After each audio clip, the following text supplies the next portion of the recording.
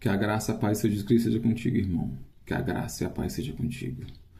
Confissão de Pedro, irmão. Confessa, irmão, que Jesus Cristo é o Senhor, para a honra e glória de Deus Pai. Oh, glória. Mateus 16:13. Mateus 16:13. Confissão de Pedro. E chegando Jesus às partes de Cesareia de Filipe, interrogou os seus discípulos, dizendo: Quem dizes os homens ser o filho do homem? E eles disseram: uns João Batista, outros Elias e outros Jeremias, ou um dos profetas. Disse-lhes ele: É vós quem dizeis que eu sou? E Simão Pedro respondendo disse: Tu és o Cristo, o Filho do Deus vivo. Oh, glória! E Jesus respondendo disse-lhe: Bem-aventurado és tu, Simão, porque tu não revelou a carne e o sangue, mas meu Pai que está nos céus.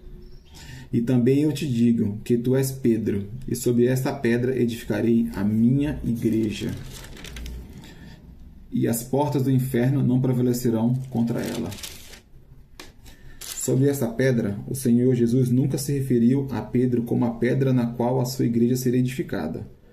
Quando o discípulo confessou: Tu és o Cristo, o Filho do Deus vivo, Jesus aproveitou para lhe dizer: Bem-aventurado és tu, Simão Bar-Jonas, porque tu não revelou a carne e o sangue, mas meu Pai que está nos céus. Ou seja, Jesus quis dizer o seguinte: meu Pai revelou a você, Pedro, que eu sou o Messias, a pedra angular, a rocha na qual a minha igreja será construída. Podemos ver esta evidência em outras passagens bíblicas também. Jesus é o fundamento, a pedra principal, e todos nós que cremos na palavra de Deus somos chamados de pedras vivas, que formam esse grande edifício espiritual, que é a igreja do nosso Senhor. Medite em Atos 4:11, 1 Coríntios 3:11 e 1 Pedro 2:5. E eu te darei as chaves do reino dos céus, e tudo que ligares na terra será ligado nos céus, e tudo que desligares na terra será desligado nos céus. Eu te darei as chaves dos céus. Essa chave representa a autoridade de Deus concedida à sua igreja para abrir as portas no reino dos céus. Todas que creem no Evangelho, pela fé, Pedro abriu a porta da salvação no dia de Pentecostes. Assim como Paulo, os demais apóstolos abriram em outras ocasiões. Os salvos, ou seja, aqueles que formam a igreja do nosso Senhor, devem usar essa autoridade para levar a libertação aos oprimidos pelo diabo e anunciar o perdão, a salvação a todos que se arrependerem dos seus pecados. Se arrependa, irmão, dos seus pecados, irmão. Volte a Jesus Cristo. Só Ele é o caminho, a verdade e a vida, irmão. Ninguém vai ao Pai senão por Ele, Jesus Cristo. Com a autoridade divina, podemos determinar a vida abundante e a salvação para aquele que crê. Isso será concordado imediatamente no céu. De qual modo, com a mesma autoridade, podemos desligar isto, proibir a ação do mal na vida das pessoas. E isto será também validado no céu. Então mandou os seus discípulos que a ninguém dissessem que ele era Jesus Cristo. Oh, glória, Senhor. Eu te darei a chave do reino dos céus, e tudo que ligares na terra será ligado no céu. Irmão, tudo o que ligar na terra será ligado no céu, e que tudo que desligares na terra será desligado nos céus, irmãos. Este é o poder para pisar em escorpiões e serpentes, e nada vos atingirá, irmãos. Irmãos, que a graça do Senhor Jesus Cristo seja contigo, irmãos. Medite na palavra. E Jesus prediz a sua morte. Mateus 16:21. Desde então, começou Jesus a mostrar aos seus discípulos que convinha ir a Jerusalém e padecer muitas coisas dos anciões, e dos principais sacerdotes, e dos escribas, e ser morto e ressuscitar ao terceiro dia. Oh, glória! E Pedro, tomando de parte, começou a repreendê-lo, dizendo: Senhor, tem compaixão de ti, de modo nenhum te acontecerá isso. Cuidado, irmãos. Ele, porém, voltando-se, disse a Pedro: Para trás de mim, Satanás, que me serves de escândalo, porque não compreendes as coisas que são de Deus, mas só as que são dos homens.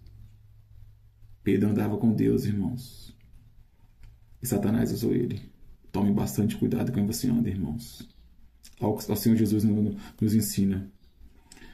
Tome cuidado com quem você escuta, com quem você anda.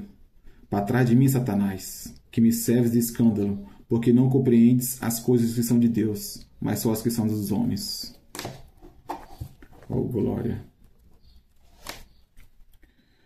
O Senhor tem compaixão de ti. Durante todo o tempo, Satanás trabalhou para impedir o plano de Deus, para a salvação da humanidade. Este plano consistia na morte do seu filho na cruz. Satanás se aproveitou dos sentimentos e da fragilidade de Pedro para influenciá-lo a falar palavras que pudessem fazer o Senhor Jesus desistir da sua missão. Mas a perceber que por trás das palavras do discípulo estava o próprio diabo, que já o havia tentado no deserto, Jesus disse com convicção: "Para trás de mim, Satanás." É interessante notar que o mesmo Pedro, que foi tão firme em confessar que Jesus era o Filho de Deus, agora agia sob a influência do mal. Tudo porque ele deixou de pensar de acordo com o desígnio de Deus e passou a pensar como ser humano, que faz de tudo para salvar a própria pele quando se vê em apuros. Você vê, irmão? Como é forte a palavra do Senhor. Então disse-lhe Jesus aos seus discípulos: "Se alguém quiser vir após mim, renunciar-se a si mesmo. Tome-se a sua cruz e siga-me."